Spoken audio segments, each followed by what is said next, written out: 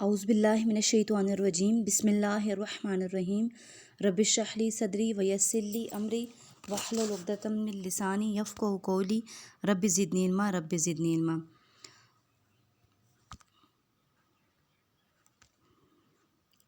آج کی جو ہماری آیات ہیں وہ سورہ آل عمران کی آیات نمبر 64 سے 71 تک ہم پڑھیں گے۔ تو پڑھنا شروع کرتے ہیں۔ قل کہہ دیجئے یا اہل الکتاب، اے اہل کتاب، قل کہہ دیجئے یا اہل الکتاب، اے اہل کتاب، تعالوا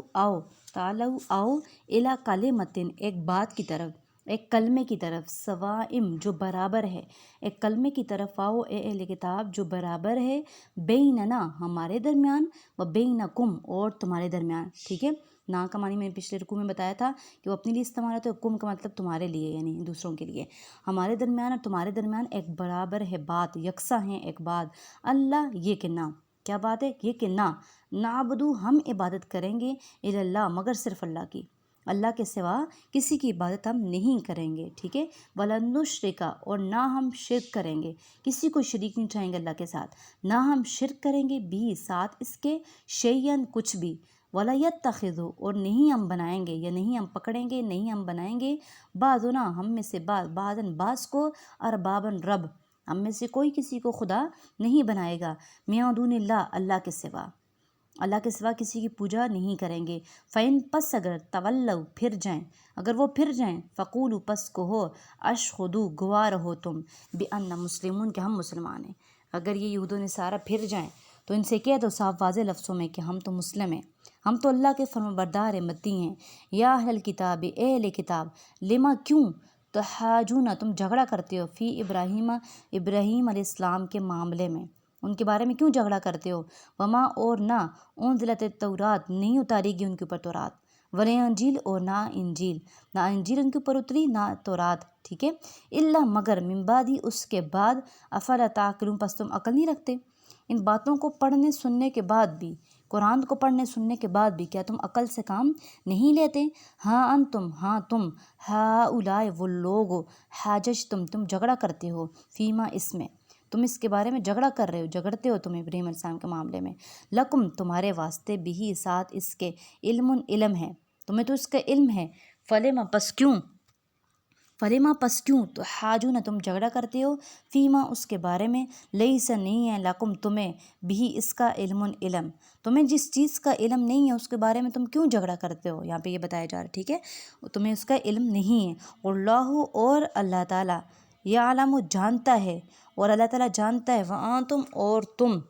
لا تعلمون نہیں جانتے، تم اس بات کو نہیں جانتے، ما کان ابراہیم نہیں تھے یا نہ تھا ابراہیم علیہ السلام، یہودین یہودی، ولا نصرانین اور نہ نصرانی، ولیکن اور لیکن، کان تھا حنیفاً یکسو، حنیف مسلمان فرمانبردار، مسلم تھا، یکسو مسلمان تھا، ہر کسی سے اللہ تعالیٰ کو کہ اللہ کو ماننے والا تھا، اللہ کی عبادت کرنے والا تھا، وما کان اور نہ تھا وہ، من المشرکین مشرکوں میں سے، انا بے شک، اول الناس سے نزدیک، اولا کا مطلب ہے قریب تر، اولا یعنی سب سے مقدم،